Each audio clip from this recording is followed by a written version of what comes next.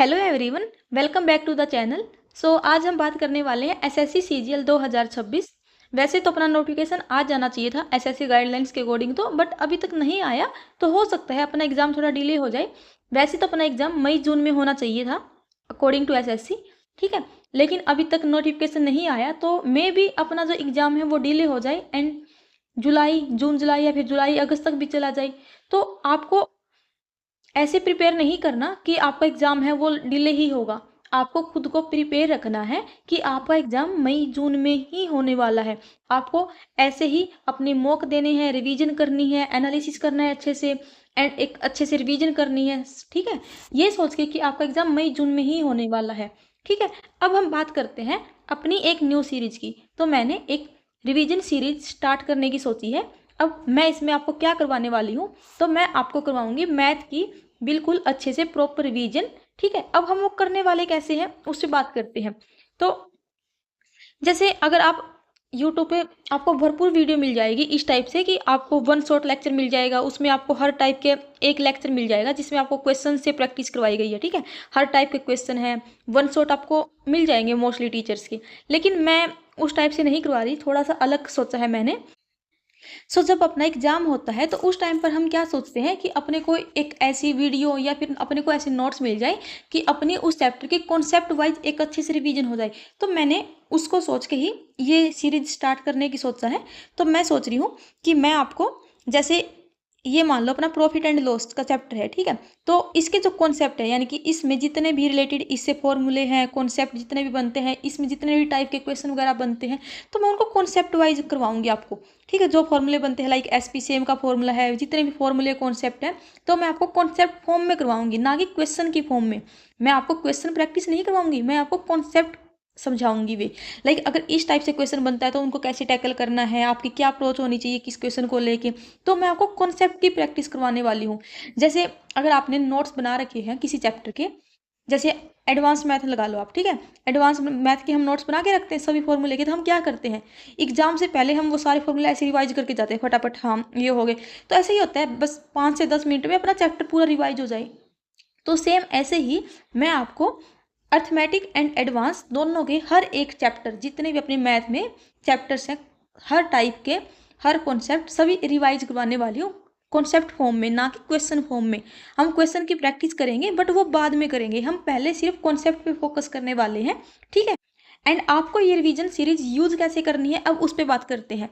जैसे मान लो लेक्चर है, मैं ट्राई करूँगी कि जितना टाइम ड्यूरेशन कम कर सकूँ वीडियो का उतना ही करना है, ठीक है। ऐसा नहीं है कि मैं 2 से 3 घंटे का लेक्चर बना रही हूँ, नहीं, मैं टाइम ड्यूरेशन जितना कम कर सकूँगी लेक्चर का उतना ट्राई करूँगी, ताकि आपको रिवीजन करने में हेल्प मिले, ठीक है। अब मान लो जैसे एक मैंने परसेंटेज का एक लेक्चर बनाया 30 मिनट का, ठीक है। उसमें मैंने प्रॉपर कॉन्सेप्ट सारे रिवाइज करवा रखे हैं 30 मिनट में। तो आपको क्या करना है, आप पहले 30 मिनट की जो वीडियो है इसको प्रॉपर अच्छे से वीडियो को देखिए, ठीक है। उसके बाद अगर आपने नोट्स नहीं बना रखे, अगर आप खुद से नोट्स बनाओगे अपने हाथ से तो वो सबसे अच्छा होता है, ठीक है। उसके अलावा वीडियो तो आपके पास रहेगी ये यूट्यूब पे, आप जब मन करे देख सकते हो। अगर आप खुद से नोट्स बनाओगे तो उससे अच्छा कुछ नहीं हो सकता। तो अगर आप खुद से नोट्स बना रहे हो तो जैसे 2 से 3 दिन में आपने दोबारा आए एंड 5, मतलब रिवीजन ऐसी होनी चाहिए कि पूरा चैप्टर बस 5 मिनट में रिवाइज कर दिया, ठीक है।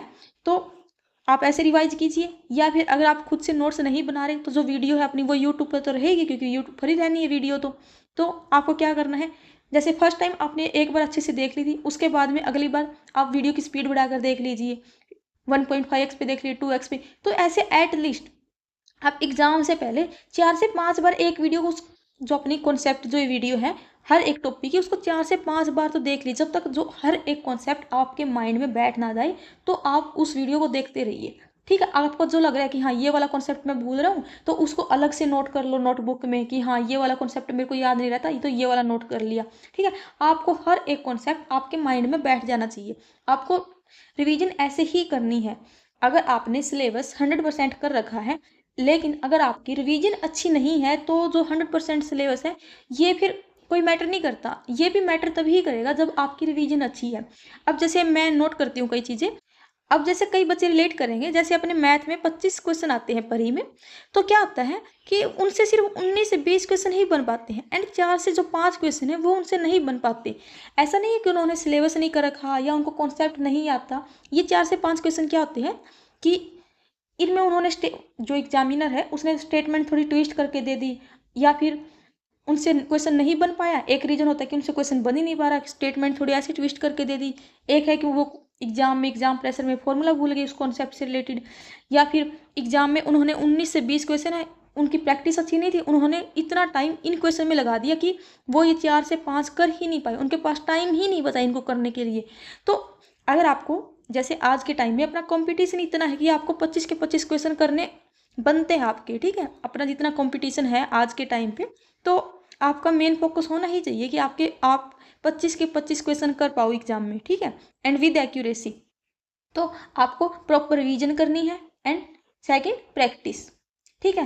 प्रैक्टिस के लिए आपको अच्छे से मॉक देने हैं, आपको PYQ तो देने ही देने हैं, बट आपको उसके अलावा जो अपने पेड मॉक होते हैं, कोई भी आप प्लेटफॉर्म ले लो, टेक्स्ट बुक, ओलीबोर्ड, उनके पेड मॉक एंड उसके अलावा लाइव मॉक, ये कंपलसरी है। PYQ आप वीक में 2 से 3 ही दो मैक्स, इससे ज़्यादा नहीं देने PYQ, बस 2 या 3 ही देने हैं।